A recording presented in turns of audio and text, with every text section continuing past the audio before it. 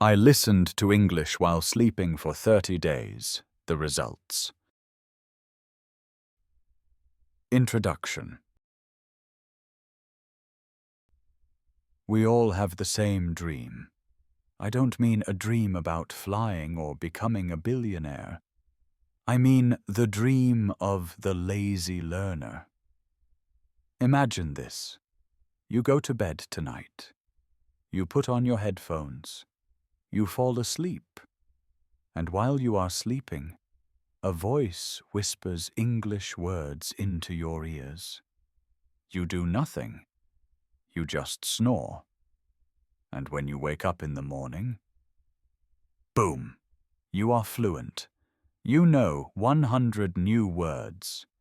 You understand grammar perfectly. It sounds amazing, right? It sounds like magic. This concept is called Hypnopedia, or sleep learning. People have been talking about it since the 1950s. There are thousands of videos on YouTube with titles like "Learn English while you sleep, 10 hours." But does it actually work? Is it a scientific miracle? Or is it a scam? I decided to find out. I became a human guinea pig. For the last 30 days, I listened to English audio every single night while I slept. I wanted to answer 3 questions. 1. Can I learn new vocabulary without trying? 2. Will it improve my listening skills? 3. Will I go crazy from lack of sleep? The results were surprising. And honestly, a little bit scary. In this video, I will share my full 30-day diary. I will tell you the truth about sleep learning, and I will show you if you should try it, or if you should run away from it. Let's turn off the lights. It's time to sleep and learn. Chapter 1. The Experiment Setup. Before we start, I need to explain the rules. If you want to do a scientific experiment, you need to be strict. Rule number 1. The content. I didn't just listen to random noise. I created a playlist. Part 1. 50 very difficult English words that I did not know. Words like ubiquitous, ephemeral, serendipity. Part 2. Natural English conversations, podcasts and stories. Rule number 2. The duration. I had to listen for at least 6 hours every night. I bought special sleep headphones. These are like a soft headband with flat speakers, so they don't hurt your ears when you lie on your pillow. Rule number 3. The test. I took a test on day 1. I got 0% on the difficult words. I plan to take the same test on day 30. If sleep learning works, I should get 100% on day 30, right? I was excited. I thought, this is going to be the easiest month of my life. I will become a genius while lying in bed. I was very, very wrong. Chapter 2. Week 1. The Placebo Effect. The first week was actually okay. On the first night, it was strange to hear voices in my head. It felt like someone was standing in my room. The voice was saying, "The cat is on the table. The dog is in the garden." I fell asleep after 30 minutes. When I woke up the next morning, I felt optimistic. I looked at my vocabulary list. Did I know the words? No, but I felt smarter. I felt like my brain was tuned to English. This is what scientists call the placebo effect. Because I believed it was working, I felt good. During the day, when I listened to English radio, I thought, wow, I understand more today. The sleep learning is working. But actually, I wasn't understanding more. I was just paying more attention. I was tricking myself. However, by day 5, I noticed a problem. I wasn't sleeping deeply. Usually I sleep like a rock, but with the audio playing, I was waking up 3 or 4 times a night. My brain was confused. It wanted to rest, but the voice kept demanding attention. I started to feel a little bit tired in the afternoons, but I pushed through. For science, I told myself. Chapter 3. Week 2 and 3. The nightmare begins. By week 2, the fun was over. The sleep learning became sleep torture. Here is something interesting about the brain. Your brain has a filter system. When you sleep, your brain wants to block out external noise so it can repair itself. But if the noise, the English lesson, is loud enough or constant enough, your brain stays in a state of semi-alertness. It's like sleeping with one eye open. The dreams. My dreams became very weird. One night I dreamed I was in a giant library. A dictionary was chasing me. The dictionary had teeth and it was shouting, "Repeat after me, repeat after me." I woke up sweating. The vocabulary test. On day 15, halfway, I tried to test myself on the difficult words. I looked at the word ephemeral. My brain said, I have heard this sound. I recognized the pronunciation. But did I know the meaning? No, I had zero idea what it meant. This was a huge disappointment. I realized that my brain was recording the sound pattern, like a song melody, but it wasn't processing the definition. To learn a meaning, you need conscious focus.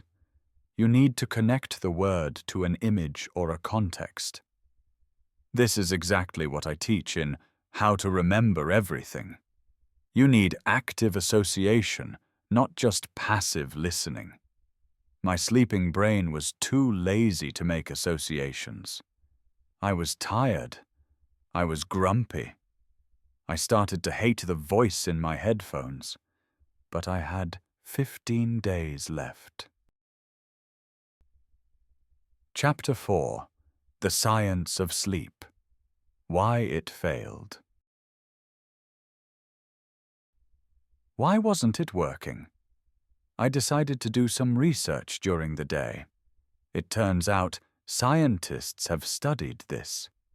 In sleep, we have different cycles. Light sleep. You can hear things. Deep sleep. This is where you dream and where your brain consolidates memories. If you listen to audio during deep sleep, 2 things can happen. 1, your brain ignores it completely, so you learn nothing. 2, your brain wakes up, so you ruin your sleep quality. The brain is not a tape recorder. You cannot just press record. Learning requires neuroplasticity, the changing of connections in the brain. This requires chemical signals that mostly happen when we are awake and paying attention. There is some evidence that playing sounds you already know can help strengthen memories. For example, if you study English for 1 hour during the day and then play that same lesson quietly while you nap, it might help. But trying to learn new words from zero while sleeping? Impossible. Chapter 5. Day 30. The final results. Day 30. I survived. I took the headphones off. The silence was beautiful. I took the final vocabulary test. Remember, these were 50 words I listened to every night for 200 hours. My score, 3 out of 50. Yes, 3 words. And honestly, I think I learned those 3 words because I accidentally heard them right before I fell asleep or right after I woke up. Result number 1. Vocabulary acquisition. Fail. Passive listening during sleep is 99% ineffective for new words. Result number 2. Listening skills. Neutral.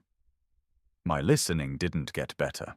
Actually, because I was so tired from bad sleep, my listening got worse during the day. I couldn't focus. Result number 3.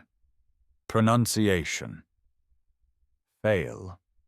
I couldn't pronounce the words better because I wasn't moving my mouth. You cannot learn to speak with your mouth closed. As I always say in my videos, like how to train your mouth to talk. Speaking is a physical sport. You need to move the muscles. Sleeping is the opposite of training. Result number 4. Sleep quality. Disaster. I felt like a zombie. I was irritable. I needed coffee to survive. And here is the irony. A tired brain learns slowly. By trying to learn more at night, I was actually learning less during the day because I was exhausted. Chapter 6. What actually works? So is sleep learning a complete scam? Mostly, yes. It is a marketing trick for lazy people. We want to believe it because it is easy. But if you really want to learn English fast, you have to accept a hard truth. Learning requires effort. You cannot be passive. You must be active. Instead of ruining your sleep for 8 hours, it is better to study with high focus for 30 minutes. Here is what I recommend instead of sleep learning. 1. The power nap method. Study hard for 45 minutes, then take a 20-minute nap. During the nap, your brain will sort the information you just learned. This is scientifically proven to work. Sleep after learning, not during learning. 2. Active listening. Don't just have English in the background. Listen and shadow. Repeat. I have a full masterclass on this called the shadow technique. It is much harder than sleeping, but it actually works. 3. Consistency. You don't need to study 24 hours a day. You need a schedule. If you are lost and don't have a plan, watch How I Learned English in 6 Months. I show you exactly how to organize your day without using the night. Conclusion. The experiment was a failure, but I learned a valuable lesson. Your sleep is sacred. Your sleep is when your brain cleans itself and prepares for the next day. Don't pollute your sleep with noise. If you want to learn English, do it with your eyes open, your brain active, and your mouth moving. And when you go to bed, just sleep. Dream about your future success, but do the work when you wake up. I suffered for 30 days so you don't have to. If you appreciate my suffering, please hit the like button. It makes the dark circles under my eyes feel worth it. If you want real techniques that don't involve ruining your health, check out How to Remember Everything or the Shadow Technique. Now, if you will excuse me, I am going to take a very long, very quiet nap. Good night.